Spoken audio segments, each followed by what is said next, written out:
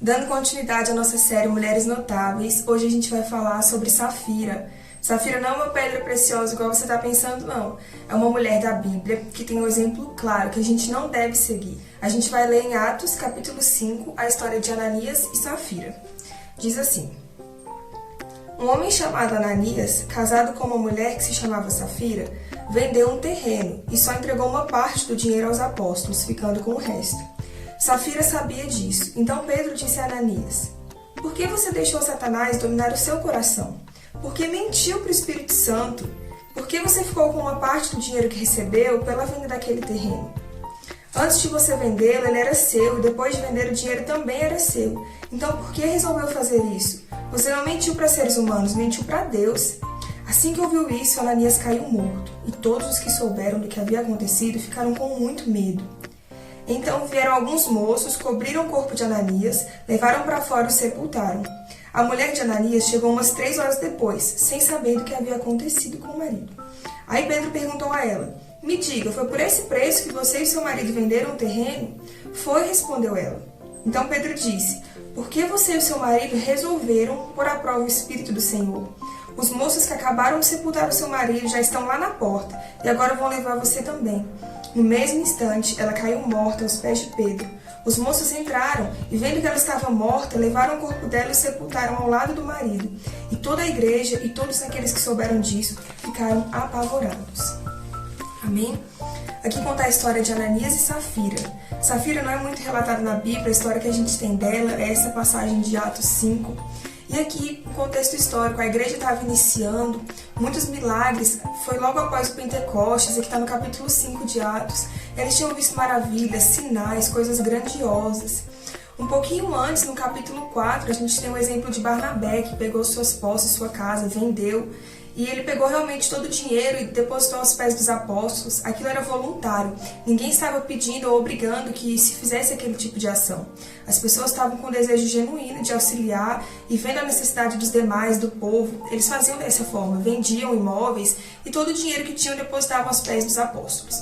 Bom, Ananias e Safira fizeram um pouco diferente. Eles mentiram, guardaram uma parte e decidiram, então, entregar a outra parte e mentir, falando que aquele era o valor total do imóvel que eles haviam vendido. Ok, Ananias foi morto, a gente viu a história, Safira também, depois de Ananias foi morto. Qual a lição que a gente tem dessa história? São 3 lições que Safira nos ensina, 3 lições muito importantes. Ela é um exemplo que a gente não deve seguir.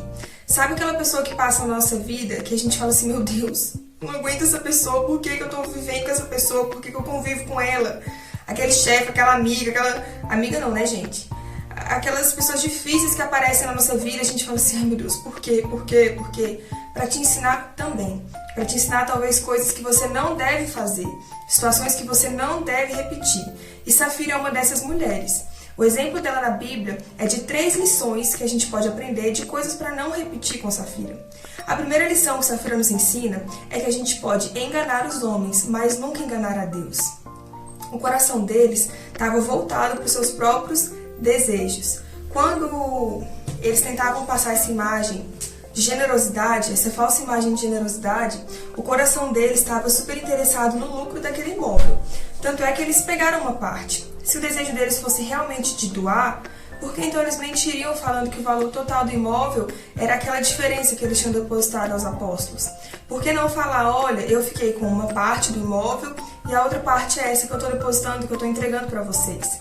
O desejo deles era de passar por muito generosos aos olhos do povo e ficar com o lucro daquilo. A primeira lição que a gente tem é que a gente engana os homens por um tempo, mas a Deus a gente não engana jamais. Uma vez aconteceu uma situação, eu vi uma pessoa mais próxima falando uma determinada coisa que eu não gostei, não achei legal. Eu fiquei assim: ai meu Deus, essa pessoa tá falando isso e tal. Um pouquinho depois, aconteceu uma situação parecida e eu pensei a mesma coisa.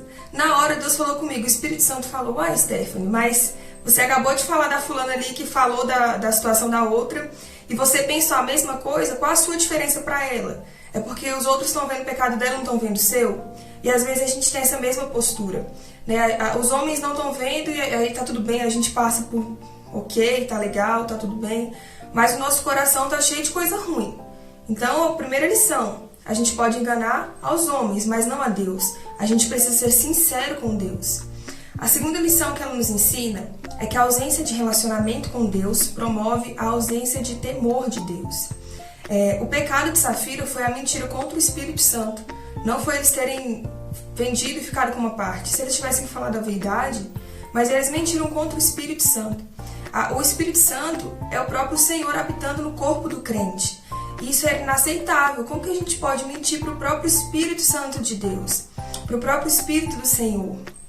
Pedro havia dito aquelas palavras, ele havia dito que eles venderam, que eles retiveram uma parte, porque ele tinha o Espírito Santo. O Espírito revelou a ele a situação que aquele homem e aquela mulher, na verdade, estavam passando.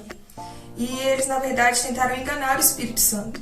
A palavra diz, vocês deixaram Satanás dominar o seu coração. Essa expressão no original quer dizer que eles foram tentados várias vezes e dominados por Satanás. Satanás tentou várias formas e conseguiu, corromper o coração deles naquele momento. Isso revela a importância da gente se relacionar com Deus.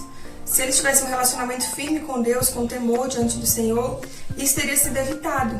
É aquela velha história do arroz e feijão. Você pode comer arroz e feijão todos os dias da sua vida. E provavelmente você não vai se lembrar do que você comeu com aquele arroz e feijão, das refeições que você fez ao longo da sua vida. Mas a sua vida devocional é a mesma coisa. Aquele arroz e feijão te fez forte naquele dia. Ou seja, a sua oração curta, sua oração você cansou, enfim, aquele dia você não estava legal, você provavelmente não vai se lembrar das suas orações onde você estava bem, onde você estava com o espírito cheio, transbordando, aquelas orações que você estava cansado, que você não conseguia nem falar, que o Espírito intercedia por você através dos seus gemidos inexprimíveis. Você não vai se lembrar de todas as orações que você fez, mas aquela oração, aquele momento com Deus te fez forte naquele dia.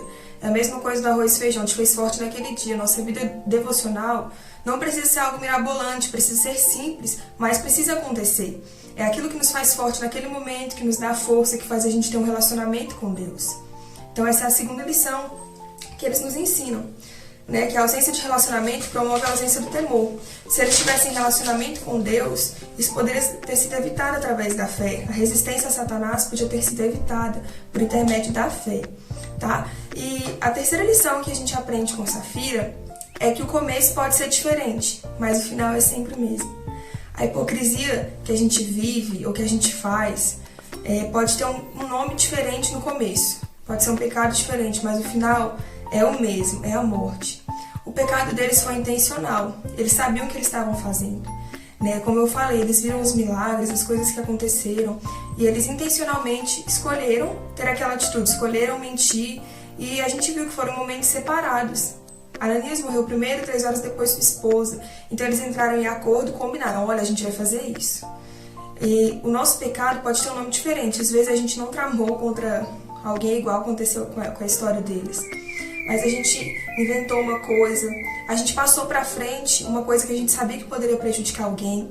Nós mulheres somos ótimas para falar, nós somos ótimas comunicadoras. Mas isso quando a gente está do lado de Deus, quando a gente não é aliada de Satanás. Quando a gente está do lado de Deus, quando a gente está no Espírito de Deus, a gente é ótima comunicadora. Quando a gente não dá munição pro inimigo. Porque Satanás usa as nossas habilidades e através disso ele também quer nos usar, quer semear discórdia, quer fazer coisas ruins através da nossa vida. Às vezes nosso pecado tem um nome diferente, mas aí a gente vai prosseguindo. O que eu quero dizer é que o pecado pode ser diferente, mas o final é o mesmo. O final é a morte. A gente deve procurar sinceridade de coração. Aquela medida drástica foi tomada da morte deles, foi tomada porque a igreja estava em expansão. E o Espírito Santo não admite que a gente conviva com a mentira e com a fraude, e ao mesmo tempo ao lado dele. A gente precisa desocupar o nosso coração dessas coisas para que o Espírito Santo habite. Então aquela medida da morte deles foi tomada como uma medida drástica para que toda a igreja visse o que acontecia, para que a igreja tivesse o temor e o tremor antes de pensar em mentir e insultar o Espírito Santo, pensar 2 vezes.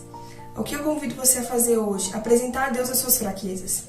Eu não sou diferente de vocês. A gente pode ter fraquezas diferentes, mas todos nós temos.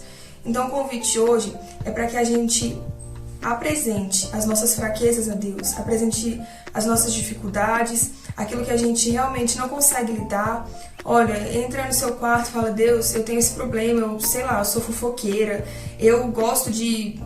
não sei. Conte o seu problema a Deus. Conte a sua dificuldade. Você, olha, Deus, eu tive inveja, eu falei de alguém, Deus, eu desejei mal no meu coração. Senhor, eu fiz algo ruim, eu prejudiquei alguém de forma intencional. Eu não sei, dê nome ao seu pecado. Né? Meu sogra sempre fala: dê nome ao pecado. Quando eu entrei na igreja, ela me falou, eu fui perguntar pra ela como orar, enfim. Ela falou assim: olha, Stephanie, você precisa dar nome pro seu pecado. Né? Deus sabe, mas você tem que saber o que você quer que Deus te livre, o que você quer se arrepender. Dê nome ao seu pecado. Tá? Entre na presença de Deus e diga: Deus, eu sou fraca nisso, eu preciso da ajuda do seu Espírito Santo, eu preciso da sua correção e eu te agradeço porque o Senhor me corrige, porque o Senhor me ama, porque Deus só exorta aqueles a quem Ele ama. Então entra no seu quarto, entra na presença de Deus e peça que o Senhor te ajude a lutar contra as suas fraquezas. Não seja como Safira, que precisou morrer, para que, enfim, o pecado dela gerou morte na vida dela. Você tem tempo, você tem escolha. Então entre no seu quarto, peça discernimento ao Espírito Santo, peça que Ele te ajude a vencer as suas fraquezas e o Senhor vai te ajudar a passar por isso. A gente não precisa ser como Safira, mas a gente pode aprender com a história dela o que não devemos fazer, tá? Por fim, eu quero deixar um provérbio. E aproveite essa correção do Senhor, porque antes de falar com vocês, falou comigo. Então aproveite essa correção do Senhor e peça que Ele te direcione, amém? O provérbio 29, verso 1 diz assim: quem é repreendido muitas vezes e teima em não se corrigir, cairá de repente na desgraça e não poderá escapar. Então que a gente receba essa repreensão do Senhor com gratidão e alegria no nosso coração, porque Ele está nos corrigindo e por nos amar. Amém? Vamos orar nessa hora e pedir que o Senhor nos guarde e nos abençoe com a graça e a misericórdia dEle, para que a gente ande sempre em verdade. Amém? Pai, em nome de Jesus, eu quero pedir que o Senhor corrija, Deus, as nossas vidas, que o Senhor nos exorte, nos instrua, Pai. Deus, nós não queremos ser crentes só de vista, mas a gente quer te adorar de verdade, Deus, em espírito e em verdade. A gente quer viver na sua verdade, a gente quer andar na sua verdade, Pai. Se nós erramos até aqui, Senhor, nos perdoa, Deus, das nossas fraquezas, nos corrige, nos ensina, nos posiciona em nome de Jesus. Deus, nós queremos andar na sua verdade, Pai. Nós queremos conhecer o seu grande amor profundamente. A gente quer conhecer a sua glória, a gente quer conhecer a sua face, Espírito Santo. Em nome de Jesus, Deus, que a tua presença nos guarde, Pai. Nos ajuda a resistir às investidas de Satanás, Deus. Guarda o nosso coração em Ti. Em nome de Jesus, Deus, nós te agradecemos, nós confiamos no seu amor, na sua graça que nos salvou, Pai. Em nome de Jesus. Fiquem com Deus e até a próxima quarta-feira. Um beijo.